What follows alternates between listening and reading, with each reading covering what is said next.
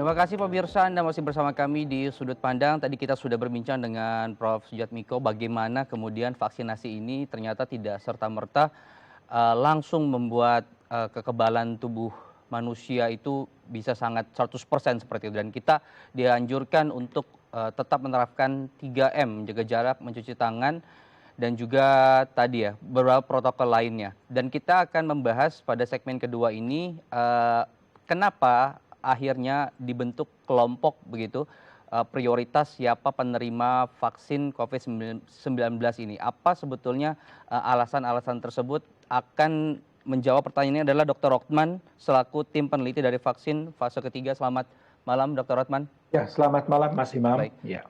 Dr. Rokman, sebelum mengapa akhirnya usia 19 tahun sampai dengan 59 tahun, saya ingin menanyakan apa sebetulnya gejala umum yang dirasakan oleh para relawan kita yang saat ini sedang melakukan uji vaksin fase ketiga Sinovac ini. Baik, terima kasih banyak ya Mas Imam dan para pemirsa. Jadi perlu saya jelaskan terlebih dahulu bahwasannya uji vaksin ini sudah dimulai dari bulan Agustus ya kemarin langsung dikunjungi oleh Bapak Presiden ya, Bapak Jokowi. Nah, mereka saat ini sudah jadi 1.620 itu sudah menjalani penyuntikan yang kedua ya, Pak Imam ya. Tadi disampaikan oleh Prof. Sujat, mereka penyuntikan pertama, kemudian 14 hari kemudian menjalani penyuntikan yang kedua, yaitu yang dikerjakan oleh kami di Bandung dari Sinovac vaksin ini.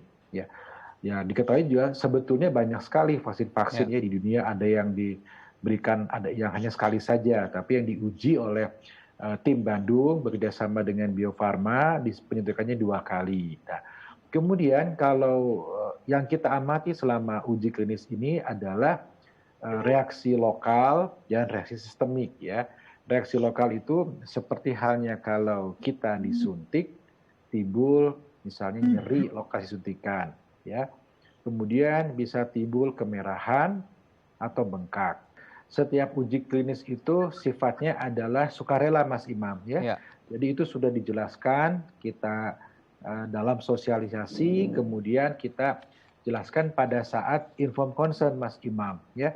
Dijelaskan hak dan kewajiban daripada relawan dan tentu juga hak dan kewajiban daripada tim uji klinis. Nah, relawan diberi keleluasaan untuk ikut ataupun tidak. Nah, itu dari beberapa relawan yang tidak menunjukkan penelitian, salah satunya ada alasan kesehatan dan juga ternyata ada yang bepergian ke tempat yang jauh dan yang bahkan syaratnya adalah harus tinggal di Kota Bandung, Mas Imam. Jadi ada beberapa relawan yang karena juga ada alasan kesehatan, ya.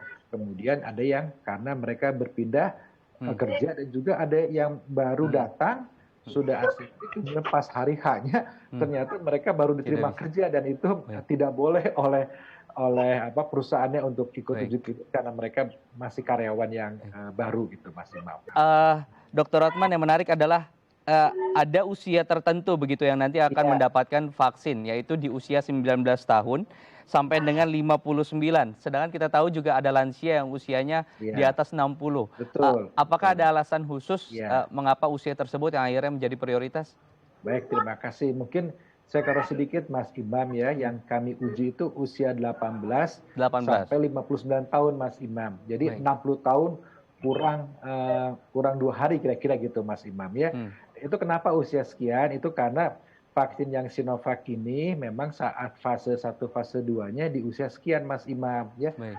Kalau kita lihat sebetulnya nanti Prof. Sujat bisa lebih paham mungkin, jadi sudah ada diuji coba pada usia yang lebih tua, elderly, dan juga sudah diuji coba uji klinis di usia di bawah 18 tahun Mas Imam. Mungkin Prof. Sujat bisa lebih tahu negara-negara mana saja yang sudah melakukan uji klinis ini. Nah, tentunya Mas Imam itu kita ingin bukan hanya usia 18-59 tahun, karena banyak kasusnya sekarang seperti kami yang di Bandung ini, banyak anak-anak yang terkena, juga orang yang lebih tua pun banyak yang terkena Mas Imam. Harapan kami ya semua populasi, anak, remaja, dewasa dapat mendapatkan imunisasi ini Mas Imam.